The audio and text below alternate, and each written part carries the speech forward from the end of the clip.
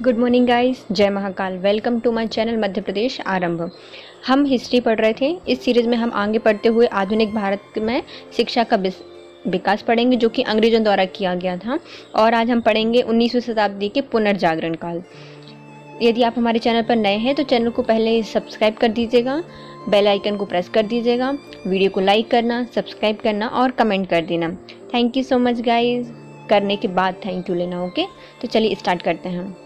आधुनिक शिक्षा का विकास। डेक्कन एजुकेशन सोसाइटी की स्थापना से संबंधित बीजी तिलक ने, मतलब बाल गंगाधर तिलक ने 1884 में इसकी औपचारिक रूप से स्थापना की। वी के चिपलूणकर, वी.जी. तिलक और एम.बी. नामदोशी ने मिलकर की थी। किसकी? डेक्कन एजुकेशन सोसाइटी की स्थापना तिलक ने की थी 1884 में, और इनके साथ थे वी के चिपलूणकर और एम.बी. रामजोशी, तीनों ने मिलकर की थी। कहाँ है? डेक्कन में है ना। इसको सिंपल से याद कर सकते हैं कि डेक्कन में एजुकेशन सोसाइटी बनाई गई है। तो अब कौन जाएगा? तो पहले तो अपन साउथ का ही कोई नाम देखेंगे, तो कैसे? बिल्कुल नाम जोशीला जी देखना चाहिए, तो नाम जोशी। चिपलूणकर, वहीं से साउथ जैसा लग रहा है, और अपन वी.जे. तिलक, उनका तिलक करेंगे, फिर एजुकेशन की स्टार्ट करेंगे। स्वदेशी एवं बहिष्कार आंदोलन के समय राष्ट्रीय शिक्षा का भी प्रचार प्रसार हुआ। इस समय अनेक राष्ट्र स्कूलों की स्थापना हुई थी।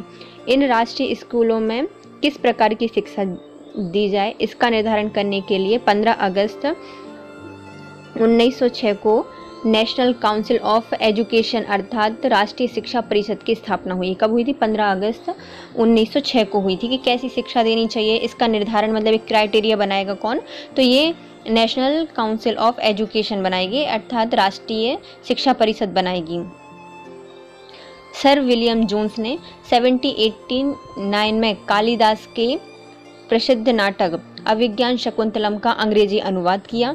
Sir William Jones Calcutta high court के जज के रूप में भारत आए थे, और 1784 में इन्होंने कलकत्ता में रॉयल एशियाटिक सोसाइटी की स्थापना की थी, और कालिदास की जो है अभिज्ञान शकुंतलम, उनका इंग्लिश में अनुवाद किया था इन्होंने। 1854 में चार्ल्स वुड के डिस्पैच के आधार पर बनकर लॉर्ड कैनिंग के समय में लंदन विश्वविद्यालय के तर्ज पर 1857 में 3 विश्वविद्यालय मतलब भारत में बनाई गई, जो कि थी कलकत्ता, मद्रास और मुंबई में 3 बनी थी।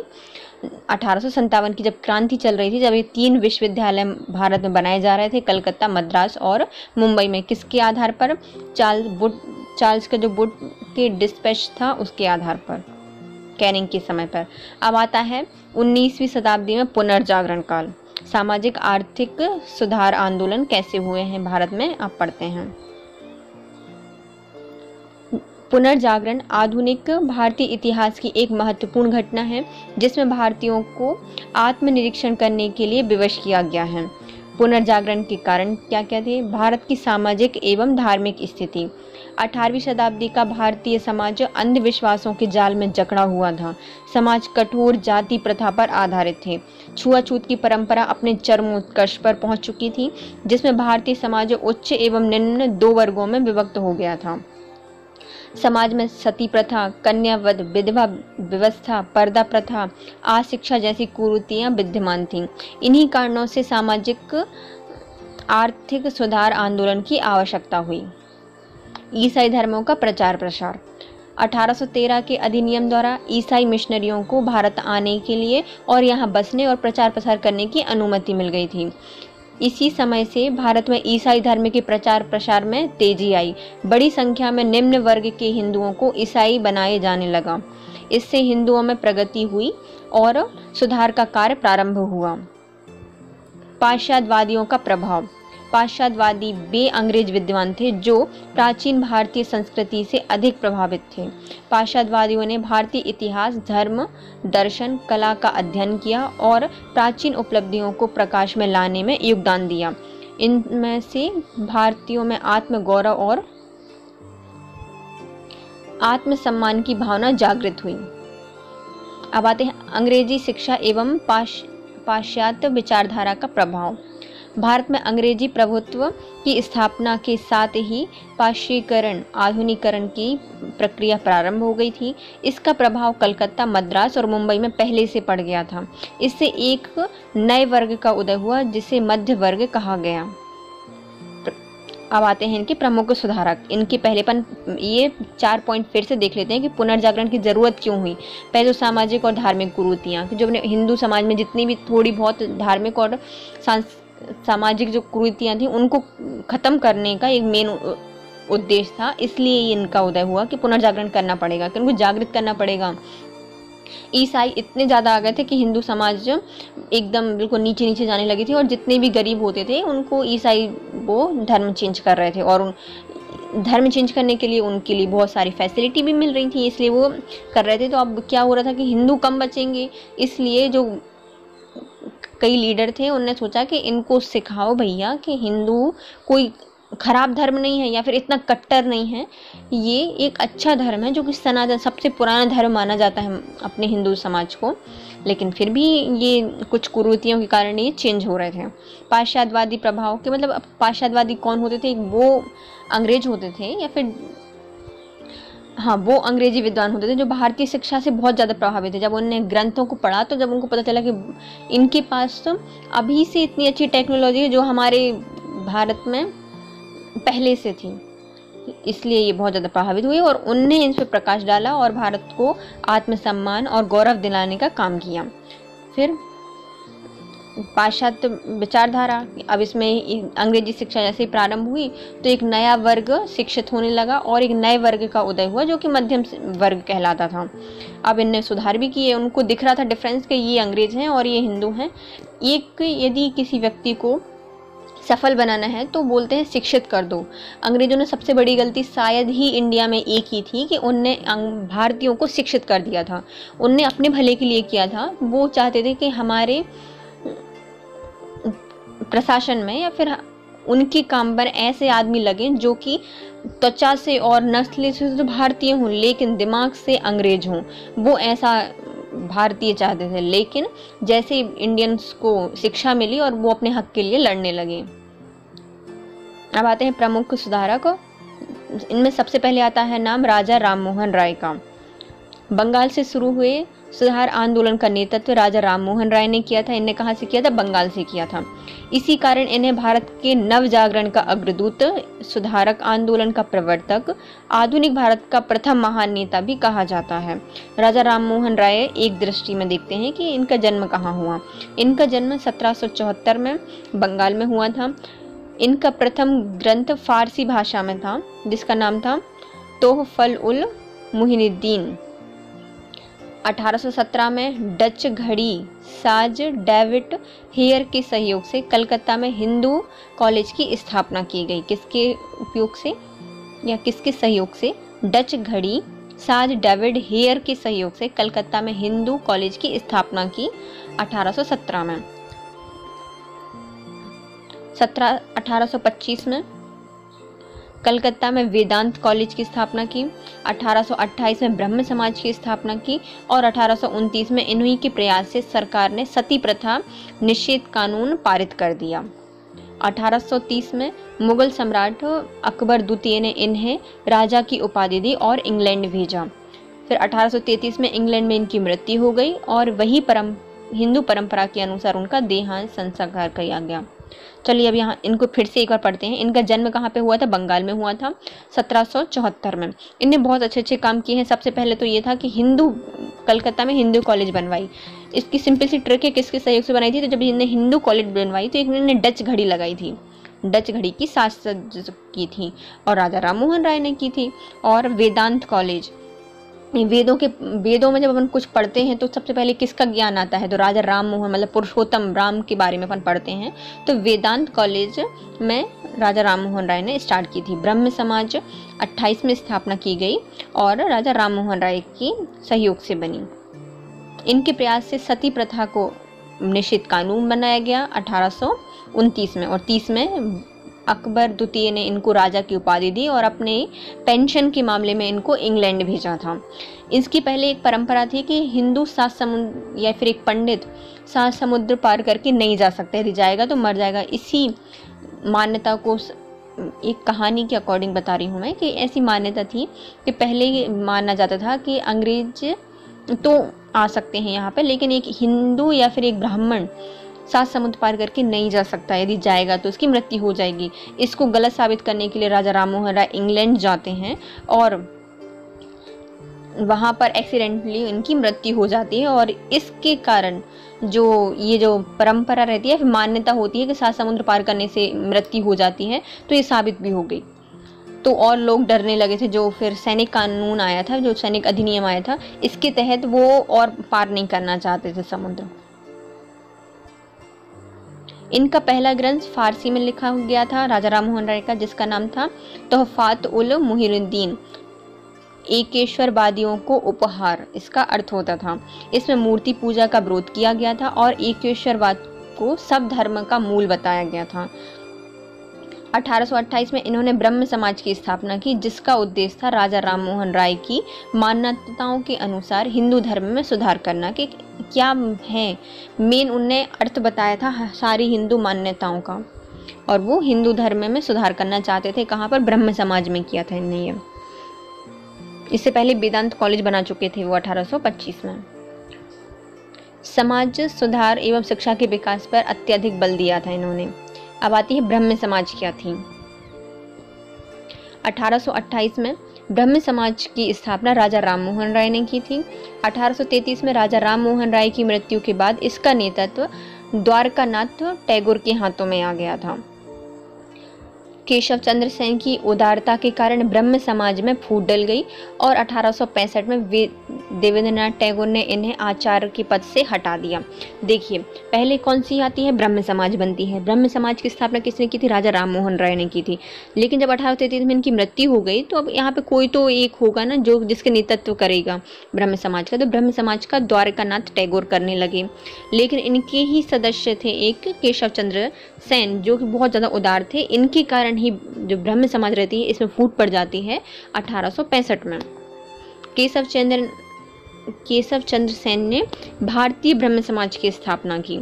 ये ब्रह्म समाज थी, इनने अलग से हटकर इससे अलग होकर एक भारतीय ब्रह्म समाज की स्थापना की और 1872 में इनके प्रयासों से, केशव चंद्र सेन के प्रयासों से ब्रह्म विवाह एक्ट पारित कर दिया गया। 1878 में भारतीय ब्रह्म समाज में फूट पड़ी और केशव चंद्र के अनेक अनुयायी मिलकर साधारण ब्रह्म समाज की स्थापना की और इसके अध्यक्ष बने आनंद मोहन बसु। देखिए पहले था ब्रह्म समाज, इससे अलग हुए कौन? केशव चंद्र सेन। इनने बनाई क्या? भारतीय ब्रह्म समाज, और इनके कारण ही ब्रह्म विवाह एक्ट पारित हुआ 1872 में। फिर इनके ही कुछ अनुयायी थे, इनसे असंतुष्ट थे और उन्होंने अलग हटकर बनाई क्या? साधारण ब्रह्म समाज, जिसके अध्यक्ष थे आनंद मोहन बसु।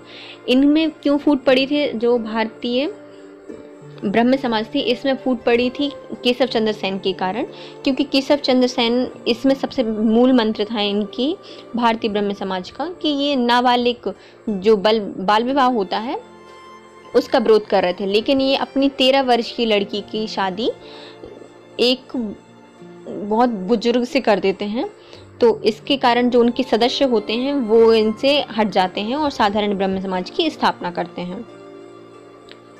ब्रह्म समाज के संस्थापक राजा राममोहन राय, आदि ब्रह्म समाज के संस्थापक देवेंद्रनाथ टैगोर,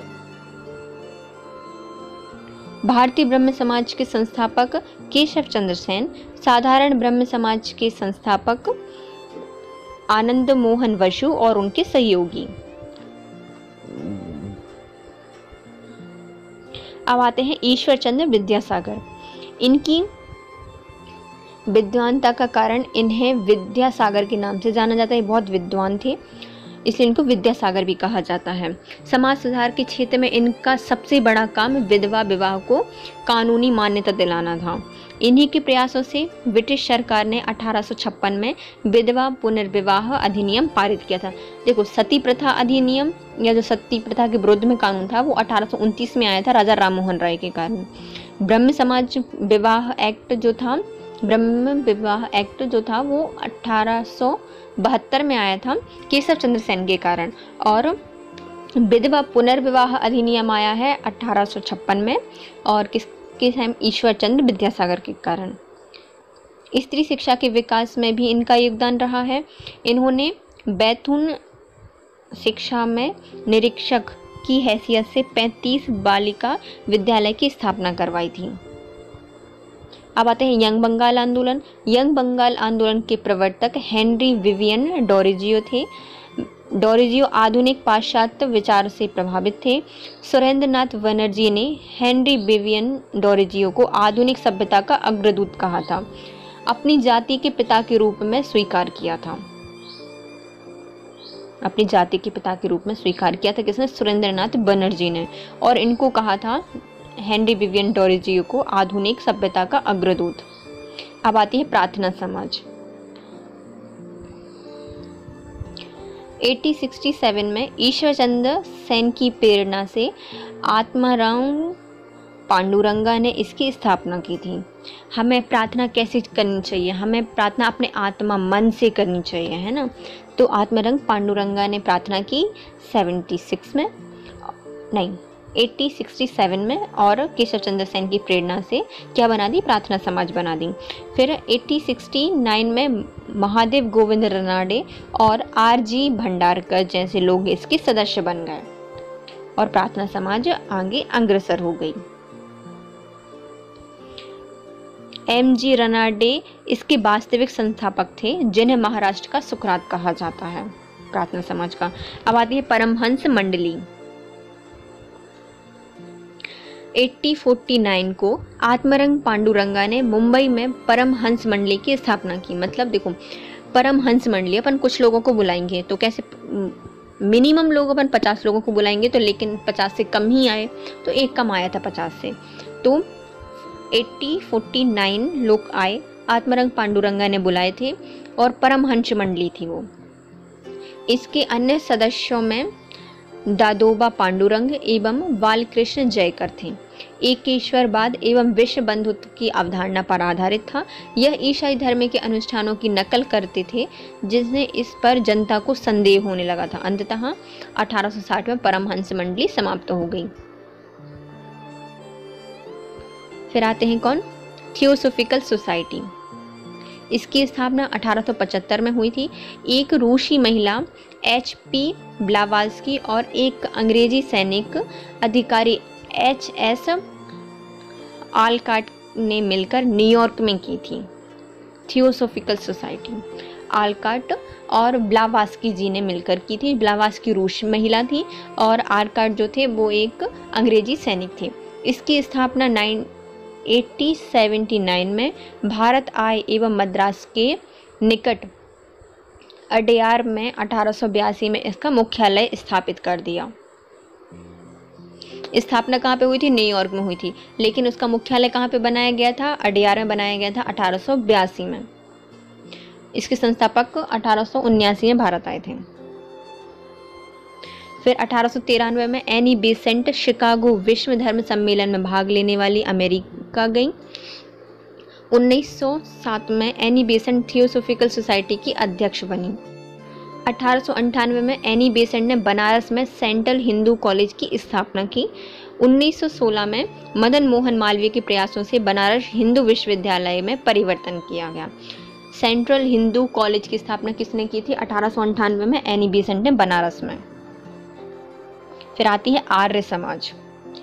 आर्य समाज की स्थापना 1875 में स्वामी दयानंद सरस्वती, इनका नाम मूल शंकर था, इनने मुंबई में की थी। 1877 में इन्होंने अपना मुख्यालय लाहौर में बनाया था। मुंबई में स्थापना की थी, लेकिन अपना मुख्यालय कहाँ पे बनाया था? लाहौर में बनाया था। स्वामी जी वेदों की तरफ लौटो का नारा दिया था। इन्होंने छुआछूत, जन्म मूलक जाति व्यवस्था, बाल विवाह का विरोध किया था। स्वामी दयानंद सरस्वती को भारत का मार्टिन लूथर कहा जाता है। मार्टिन लूथर, भारत का मार्टिन लूथर किसको कहा जाता है? स्वामी दयानंद सरस्वती को। 1874 में इन्होंने सत्यार्थ प्रकाश नामक ग्रंथ लिखा था, जो कि हिंदी में था। आर्य समाज द्वारा शुद्धि आंदोलन चलाया गया था। इसके माध्यम से जो हिंदू, ईसाई या मुसलमान बन चुके हैं, उनकी इच्छा से उन्हें पुनः हिंदू धर्म में लाया जाएगा। 1886 में लाला हंसराज ने लाहौर में दयानंद एंग्लो वैदिक कॉलेज स्कूल की स्थापना की, जो कि 1889 में कॉलेज के रूप में परिवर्तित हो गया था। दयानंद एंग्लो वैदिक कॉलेज की स्थापना या स्कूल की स्थापना किसने की थी? तो ये लाला हंसराज ने की थी लाहौर में। 1902 में मुंशी राम, जो कि स्वामी श्रद्धानंद ने हरिद्वार के निकट कागड़ी में गुरुकुल विश्वविद्यालय की स्थापना की थी। फिर से पढ़ेंगे आर्य समाज को। देखो 1875 में स्थापना हुई, किसने की थी? दयानंद सरस्वती ने की थी। इनका नाम क्या था? मूलशंकर। इन्होंने कहा था वेदों की ओर लौटो। इनने मुंबई में स्थापना की थी, लेकिन हेडक्वार्टर 1877 में कहाँ बनाया था? लाहौर में बनाया था। फिर यहीं पर इनके एक मित्र रहते हैं लाल हंसराज, वो दयानंद एंग्लो कॉलेज बनाते हैं और ये 1874 में सत्यार्थ प्रकाश नामक हिंदी पत्रिका निकालते हैं। और 1902 में इनका मुंशी राम, ये इनका नाम था स्वामी श्रद्धानंद। ये हरिद्वार के निकट कांगड़ी में गुरुकुल विश्वविद्यालय स्थापना करते हैं। कांगड़ी में गुरुकुल विश्वविद्यालय की स्थापना करते हैं। अब आते हैं रामकृष्ण मिशन। इसकी संस्थापक थे स्वामी विवेकानंद। इनका मूल नाम था नरेंद्र दत्त। यह रामकृष्ण परमहंस के प्रमुख शिष्यों में से एक थे। 1893 में स्वामी विवेकानंद अमेरिका गए और शिकागो के प्रथम विश्व धर्म सम्मेलन में भाग लिया।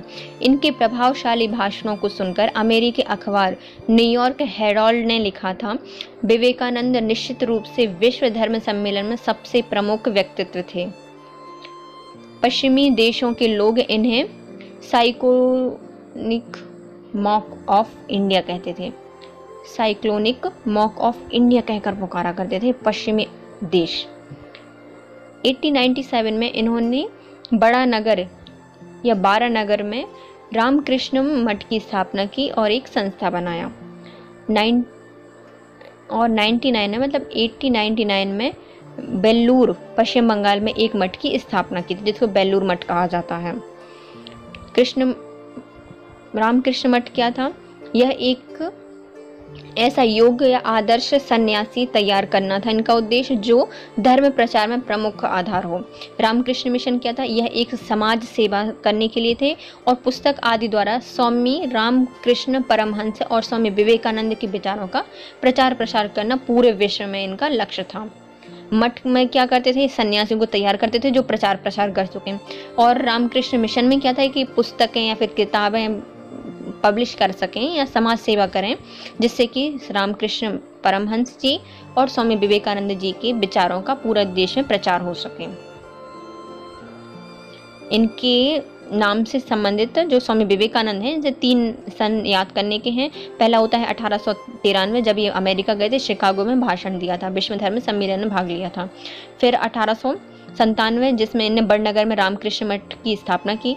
1899 जिसमें बेलूर में पश्चिम बंगाल में एक मठ की स्थापना की, जिसको परमहंस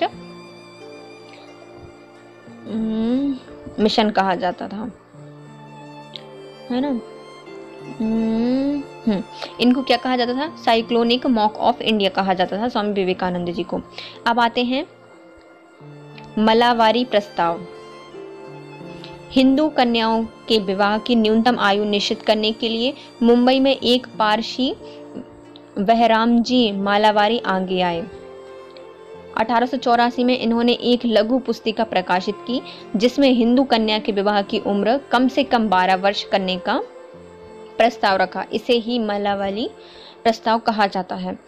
1891 में वायसराय की परिषद ने यह प्रस्ताव रखा गया कि यह न्यूनतम अवस्था बिल पारित हो गया। यह न्यूनतम अवस्था बिल पारित हो गया। हिंदू कन्या की विवाह की न्यूनतम आयु 12 वर्ष कर दी गई। किसके प्रयासों से हुई थी? ये हुई थी बहराम जी मारावारी के प्रयत्नों से। राम बाल गंगाधर तिलक ने इस प्रस्ताव का विरोध किया था।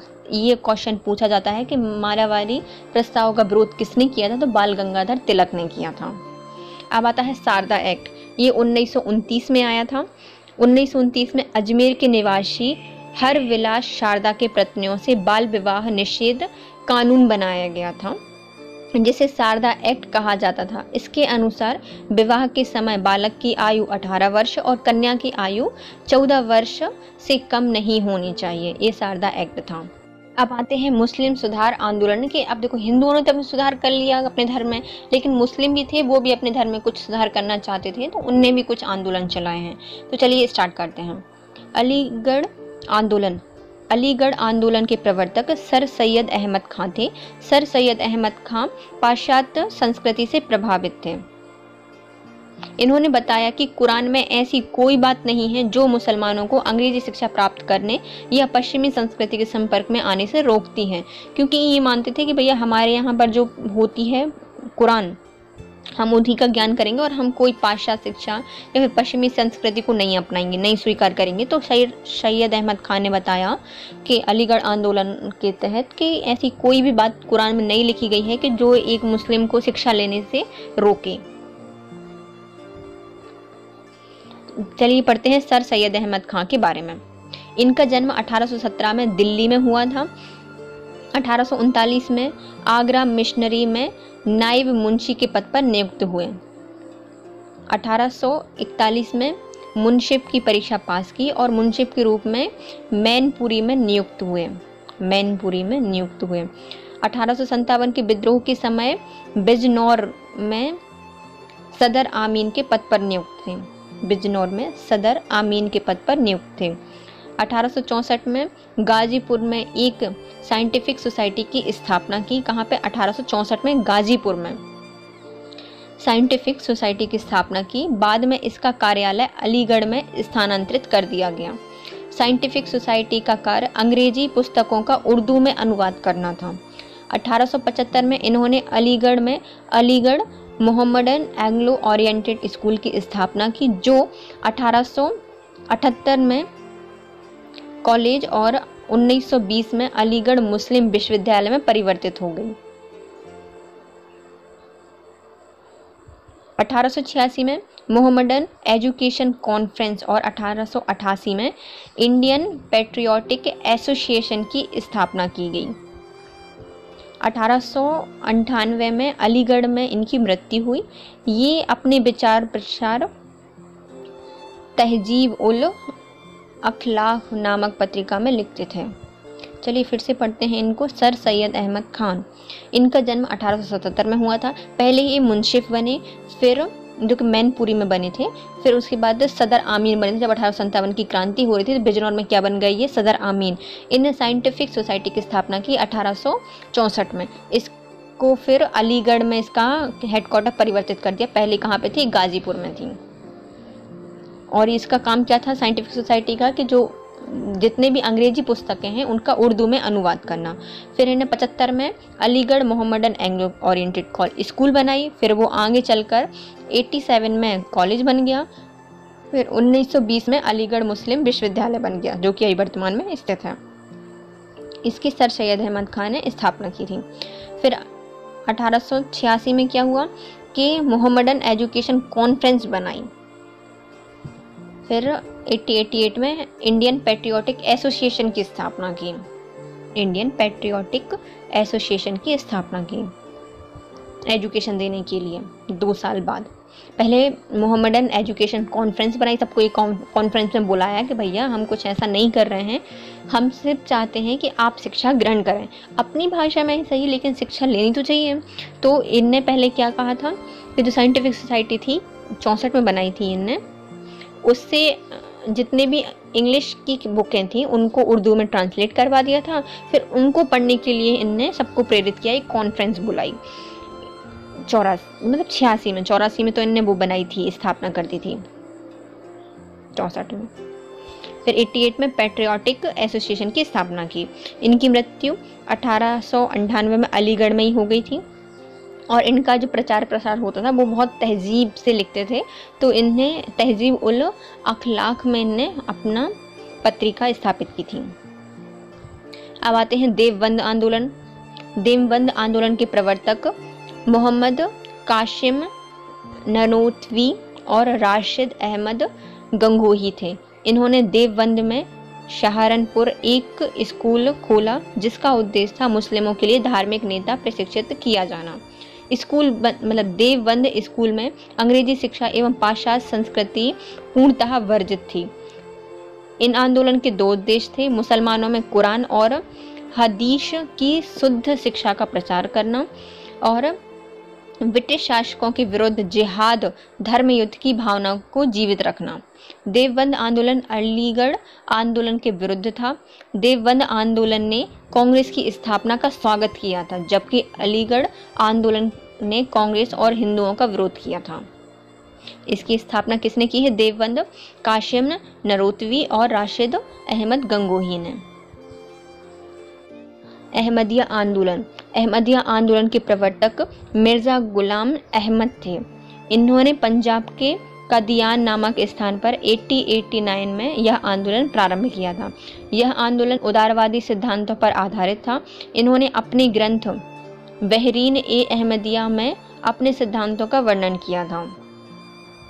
1891 में मिर्जा गुलाम अहमद ने अपने आप को मसीह उल मऊद अर्थात मसीहा घोषित किया था।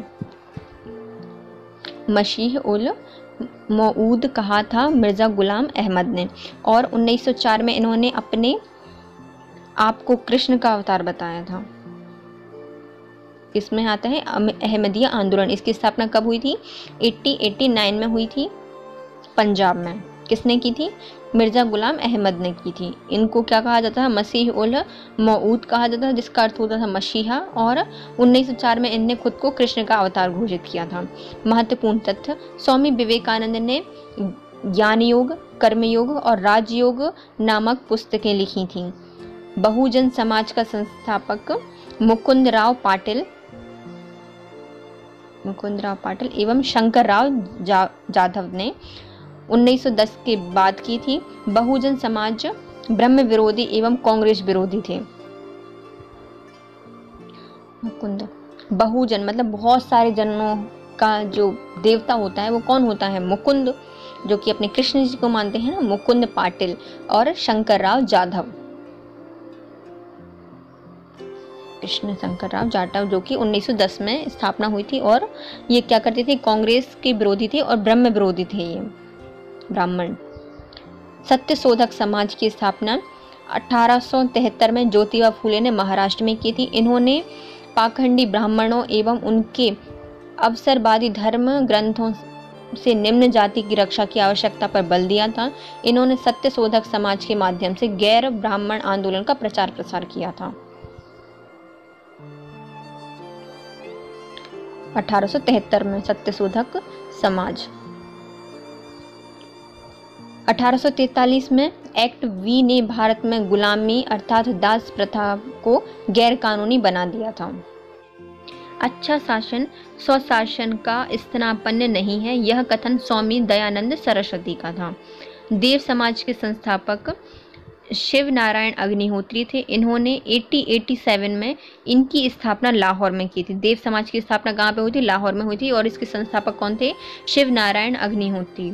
ये प्रारंभ में ब्रह्म समाज के अनुयायी थे। शिव नारायण अग्निहोत्री देव समाज की स्थापना की थी 1887 में लाहौर में। और यह पहले ब्रह्म समाज के अनुयायी थे। भारत में समाचार पत्रों का इतिहास क्या रहा है? भारत में प्रिंटिंग प्रेस लाने का श्रेय पुर्तगालियों को जाता है। 1557 में गोवा के कुछ पारदी लोगों ने भारत में पहली पुस्तक छापी थी। भारत में प्रथम समाचार पत्र निकालने का श्रेय जेम्स अगस्त हिक्की को जाता है, जिन्होंने 1780 में बंगाल गजट का प्रकाशन किया था, किंतु कंपनी सरकार की आलोचना के कारण इसका प्रेस जब्त कर दिया गया।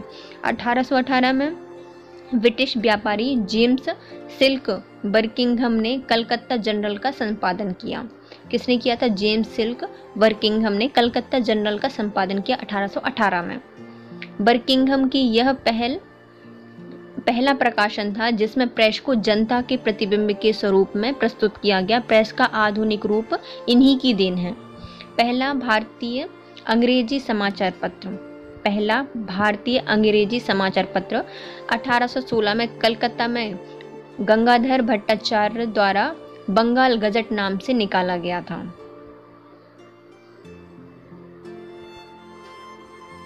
देखिए अभी तक 3 पेपर निकल चुके हैं, है ना। पहले तो देखो पुर्तगालियों ने 1557 को स्टार्ट कर दी प्रेसिंग करनी। फिर 1780 में क्या हुआ? जेम्स हिक्की आए, उनने क्या कहा? बंगाल गजट निकाल दिया, लेकिन उसको बंद कर दिया गया। फिर 1818 में क्या आते हैं? सिल्क बर्किंघम आते हैं और कलकत्ता जनरल निकालते हैं। फिर बर्किंघम ये पहला ऐसा था जो कि भारतीयों का प्रतिबिंब स्वरूप प्रस्तुत करता था। फिर पहला भारतीय अंग्रेजी समाचार पत्र 1816 में आए, कलकत्ता के गंगाधर भट्टाचार्य ने निकाला बंगाल गजट के नाम से।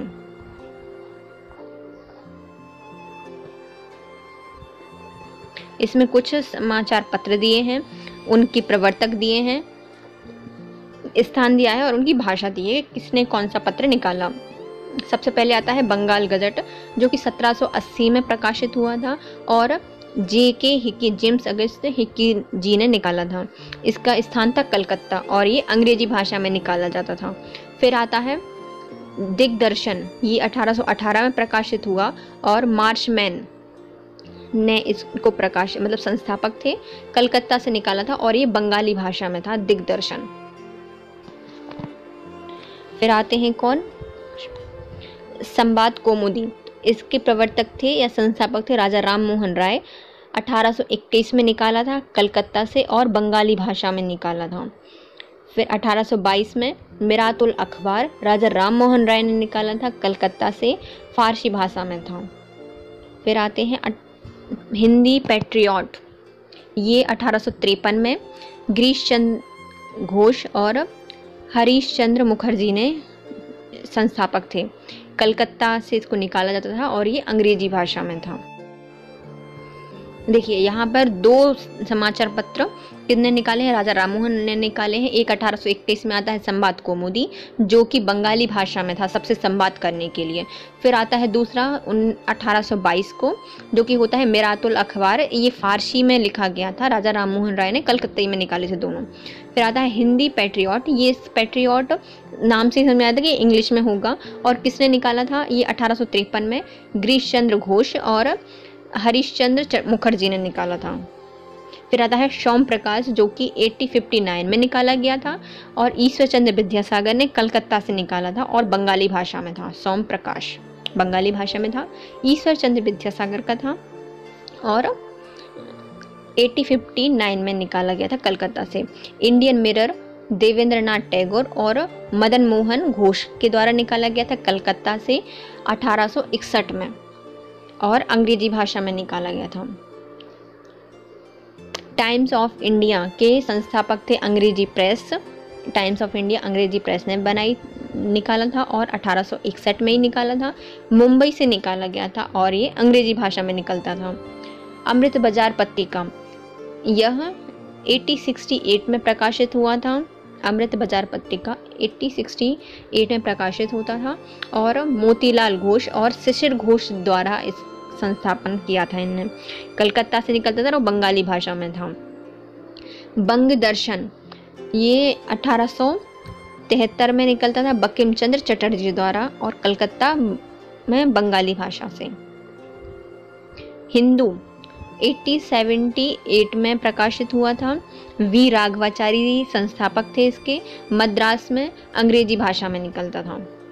हिंदू अंग्रेजी भाषा में था, मद्रास से निकलता था। वी राघवाचारी ने इसका संपादन किया था और 1878 में इसको प्रकाशित किया गया था। अब आता है बंगाली, ये 1879 में प्रकाशित किए गए थे S.N. बनर्जी द्वारा। कलकत्ता में अंग्रेजी भाषा में निकाला जाता था बंगाली। फिर आता है केसरी, ये 1881 में प्रकाशित होता था काका केलकर के द्वारा निकाला गया था, मुंबई से और मराठी भाषा में था। इंडियन ओपिनियन ये महात्मा गांधी द्वारा प्रकाशित किया गया था 1903 में, दक्षिण अफ्रीका में अंग्रेजी भाषा में प्रकाशित हुआ था। इंडियन सोशियोलॉजिस्ट श्यामजी कृष्ण वर्मा ने लंदन में 1905 में निकाला था और अंग्रेजी भाषा में प्रकाशित किया था। युगांतर वीरेंद्र घोष और भूपेंद्र दत्त संस्थापक थे और 1906 में इसको निकाला था कलकत्ता में, वो भी बंगाली भाषा में। प्रताप ये गणेश शंकर विद्यार्थी द्वारा निकाला गया था 1910 में, कानपुर से निकाला गया था और ये हिंदी भाषा में था और ये पहला समाचार पत्र था जो कि हिंदी में प्रकाशित होता था।